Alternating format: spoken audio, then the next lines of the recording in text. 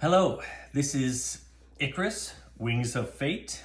It is a dice drafting game for 2 to 5 players. In this game here, I have it set up for 3, just to give a little overview of how the rules work. And in this game, we are ancient Greeks who are building wings out of feathers and wax to fly over the Mediterranean.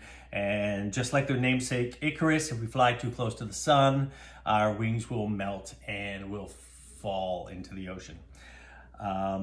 In this game, we have some feathers here. In each round, we're going to place feathers into the center in the pot. And at the end of the round, whoever wins each round is going to take the lion's share of those feathers, and the rest are shared out.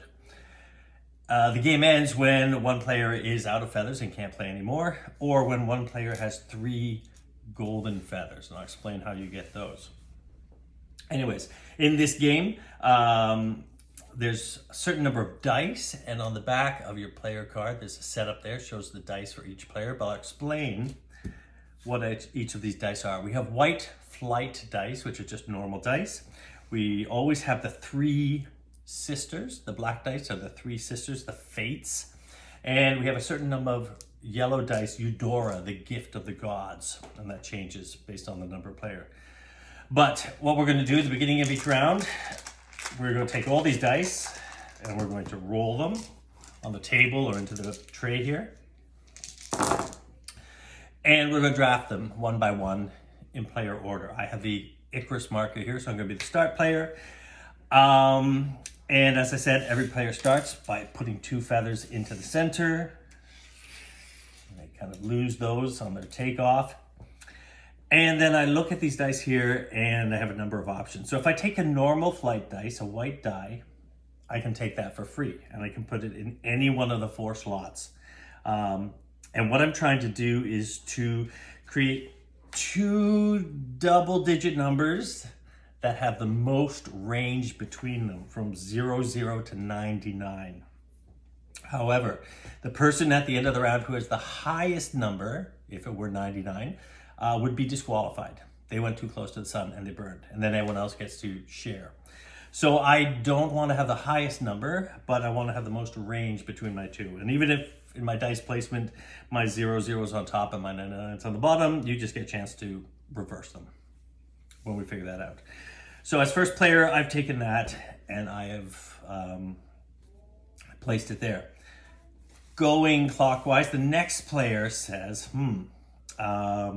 I like that other 0, but it's on a Eudora. The Eudora and the Fates, both, if you want to take one of those dice, they're going to cost you 1 more feather. But this person likes this 0 because they're going to place it down there as well. The next player here thinks, well, we might as well show you how the other dice work here. The Fates are going to cost you an extra feather as well. And when you take that and place it, everybody's taken a 0 here. Every other player who has a 0 must now re-roll that. And they have the option to move it. So our perfect plans here, player number 1 and 2, of getting a low number have been pooched, because my 0 now becomes a 6. So I think I'm going to move it over here, and this player's 0 becomes a 6 as well. So they'll do the same thing. They'll try to copy. And this player doesn't have to re-roll their 0, but it costs them an extra feather to do that. At the end of the round, the first player marker goes to the right, and this player goes again. So they were last in the last round, they go first now. They definitely don't want that other player to get a majority of Eudora, because if you have a majority of Eudora dice, you're going to get a golden feather. And as I said, 3 golden feathers and you win the game. So they're going to play another feather here. They're going to take this 3, the Eudora, and it goes there on the card. Now coming around to me. Oh, I lied. Wait, I forgot. When you take the fate die and everyone else re-rolls, you re-roll all the other dice as well. Kind of changes the game up a bit. So let's backtrack. I feel like Rado here. So now, looking at these dice, he still says, yes, I want that Eudora because I don't want him to get it. a majority, so he's going to take it there and place 8. Now, coming around me, I see some more low dice, but I like that one as well. So I'm going to take a plain flate dice there. And the next player here is going to take a 1 as well and place it there. Now, everyone has 2 dice. This goes around there, and now this player starts. And now they're looking to get a high number, but not too high. So they are going to see, I think they might want the 7, but they don't want another player to re-roll their 7. So they're going to pay another feather to take this fate dice and place it there. Now,